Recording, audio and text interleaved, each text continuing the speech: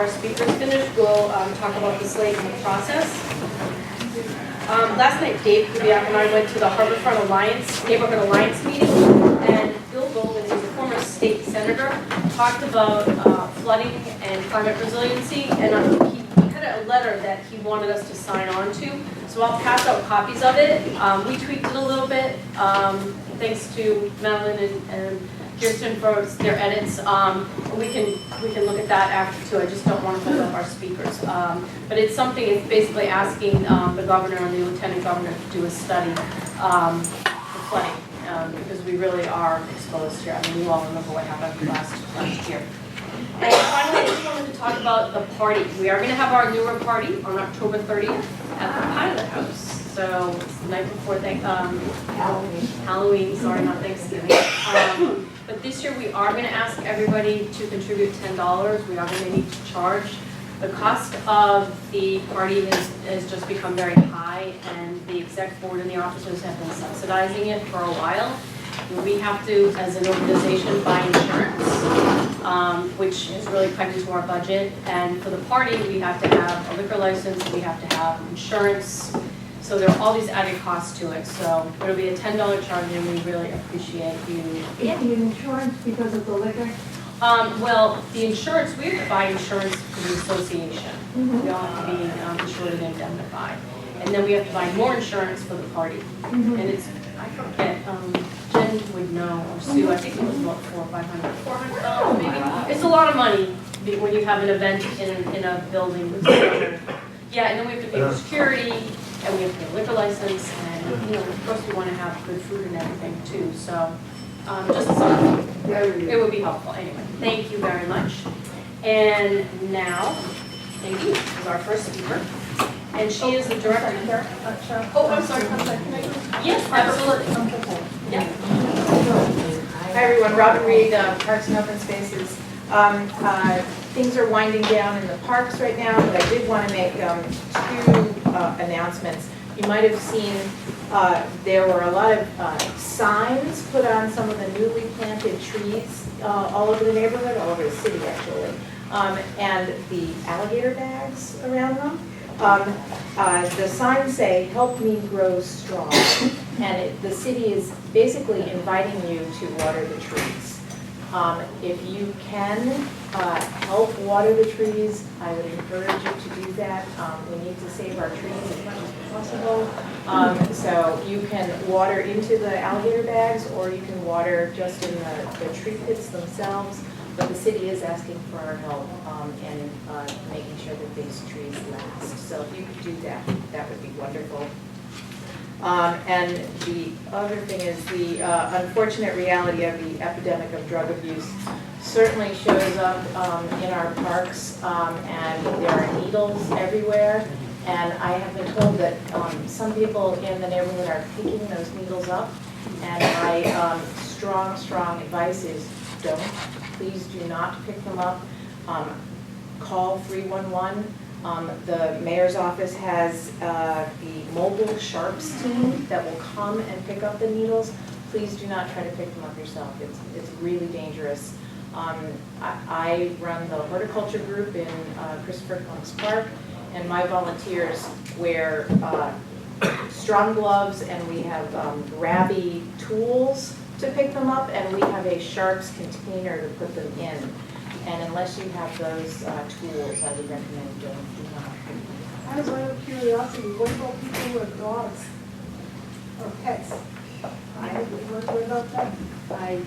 It's a problem everywhere, and you're right, dogs and pets are very vulnerable to this.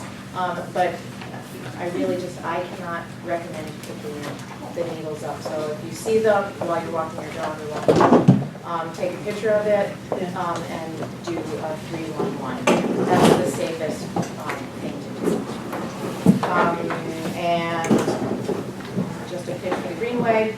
The Rings Fountain, if you've noticed, there's colored lights there now, and it's getting dark earlier, so you can go out earlier and see how amazing and beautiful the colored lights are.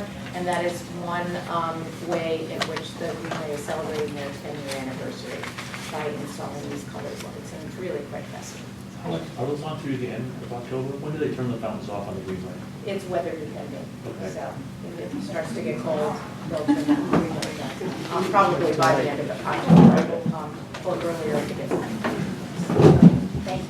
Oh, thank you, and this is ZLC update. Okay, first, non-CLC, for those who came in late, MJ, I saw, and you came in late, the last thing on the agenda, now Irish Commissioner of the Inspection Services Department is off. He had some personal issue and couldn't come. So if you're here for that, you won't hear it, but you'll hear me. Let's see, the Zoning Licensing and Construction Committee had no meeting in August because there were no projects that I received notice of that wanted to come to the ZLC committee to be heard. However, there will be 3 for next month, for the 24th of, well, the 24th of this month, which will then be on the ballot, we expect, for the NEWRA meeting in October, which makes it a busy meeting with the election and so forth. Those 3 are 8 to 12 Battery Street, where there is a request to build a roof deck. The background of that is apparently the condominium at 8 to 12 Battery Street needed a new roof. When the roofer went up there and took off the roof deck that was there, it was determined that they had never had a building permit to put the roof deck there in the first place. So ISD now is insisting that they come before the community to go through the process and end up with the Board of Appeal for permission to build a roof deck with a permit. Do you know whether that's a common deck? Yes, it is a common deck. I went to the council meeting, and a trustee from the condominium association was there. I hope he comes to our meeting because he was asked the concern about common roof decks and students using them, whereas a roof deck that's only for the upper unit is less vulnerable to that. And he explained that there were considerable condominium rules and regulations that had to be followed. And if he comes here, as I hope he will, you can ask him for details on that. The next item will be 23 Unity Street. The next 2 come from Attorney Toscano. 23 Unity Street is an expansion of the first floor unit to enclose the courtyard. So I imagine that the zoning violation will be, among others, rear yard enclosure. The second one that Attorney Toscano will have is 49 Charter Street, which this organization voted to oppose. He has withdrawn the appeal from that proposal and says that it has been redesigned to a small 1-story addition to the back building. He asked me, having gone through the ZLC process once, do we have to do it again? I don't think we've had one where someone went through the entire NEWRA process and then withdrew. But I took the easy way out and said, yes, please come back through ZLC.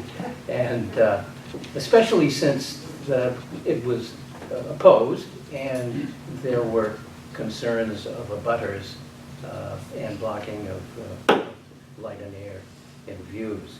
So those 3 will be on the ZLC agenda on the 24th of September. And there was a representative from Councilor Zabi George's office here who was unfamiliar with ZLC procedures, so if I... No, I'm sorry, I just didn't understand, I never heard those initials before. Oh, okay. Okay, So that's now all. you understand? Yes. The NEWRA process Yes. is a 2-step process. We have the Zoning License and Construction Committee meeting, and then this meeting where votes are taken. I do want to mention that not on the agenda is 51 North Margin Street. And that is a proposal to build above the 55-foot height limit in the north end, next to the Vermont building. It's where the Dogfather operation was. And that, I guess, has been, well, it was withdrawn from the council agenda Monday for, to be redesigned. As far as NEWRA is concerned, the last contact I had with the attorney for that project was an email I sent to him on August 10th, which hasn't been replied to. And there was an interesting wrinkle to that, or at least interesting to people who are interested in zoning. The definition of building height in a section of the zoning code that applies to the entire north end says that if there are two buildings on either side of you, you can go up, and then there's a formula and so forth, which I won't get into. So his architect, using that, took the position that going over the 55-foot height limit was as of right. I pointed out in this email that there is this provision specific to the north end, which is, that applies here, if the building existed in June 24, 1985, then you plan to demolish, you cannot build higher than the building that was there without Board of Appeal approval. So it becomes a zoning violation and you have to go through the system. I pointed that out and I've had no reply. So I assume that one of these days we will get a reply and it'll ask to be on the zoning licensing and construction committee. Victor, can I ask you? Sure, yes. Yes, please do. There's never a case that you can go higher than 55 feet.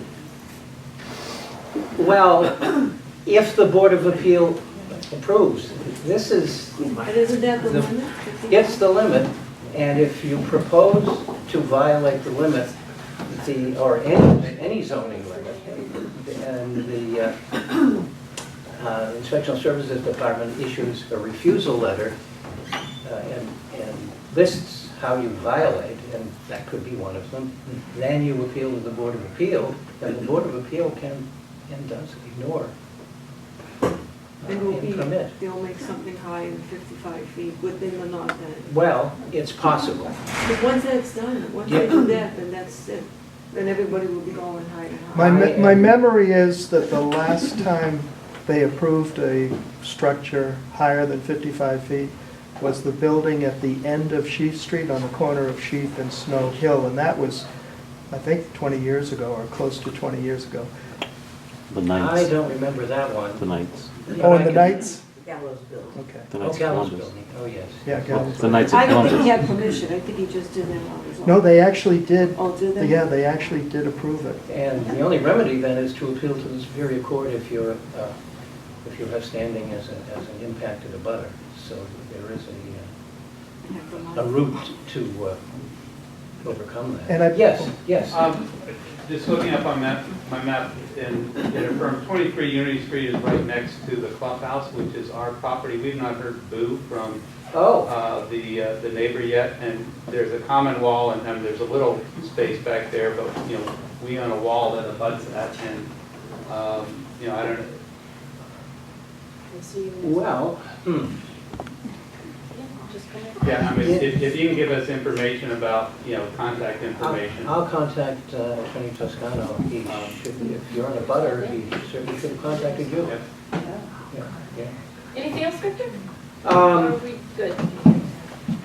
Well, I guess not, unless you'd like to, what does Boston Pops call it? A Pops Extra? Would you like a ZLC Extra, or would everyone like to go home? So, go home, okay. That then concludes the ZLC report. Dave, well, I was gonna have Dave do the election and then Victor do the So as most of you know, our October meeting is also our annual meeting, and the bylaws require that We hold elections every year at the annual meeting. Our officers all serve one term, and all can be re-elected. The only term limit is on the president, 2 consecutive terms. And the nominating committee has, as it does every year, a recommended slate of candidates for the election next month. For president, Cheryl Del Greco, and it will be her second term. For vice president, Jen Crampton. Jen has served as secretary for a few years now, and she's going to serve as vice president. Kirsten Hoffman would like to serve as secretary of the organization. For treasurer, Sue Benveniste has been our treasurer for, I think, 2 years now. Yeah. And she would be willing to do it for a life term, right? She was hoping to get treasurer for life, but the bylaws won't allow that, so just one more year. So another year, anyway. And Mary Holland has been our sergeant at arms, and she's willing to do it for another year. Gonna get tough this year. As you can imagine, the nominating committee had to do a lot of work and agonize over the many people that volunteered and nominated themselves. A couple other things. Members who have the voting eligibility, I should say, for voting for officers is a member who has attended at least 2 meetings in the previous 6 months. So if you attended 2 meetings from April through September, you're eligible to vote next month. And the other thing I want to say, what is the other thing I want to say? Oh, yes. The nominations are not closed at this point. Our bylaws allow nominations to be accepted right up until the election. So if you, or if you know someone else, wants to be nominated for any of these positions, notwithstanding the recommended slate, you will be added to the ballot for next month. Thank you. Thank you very much.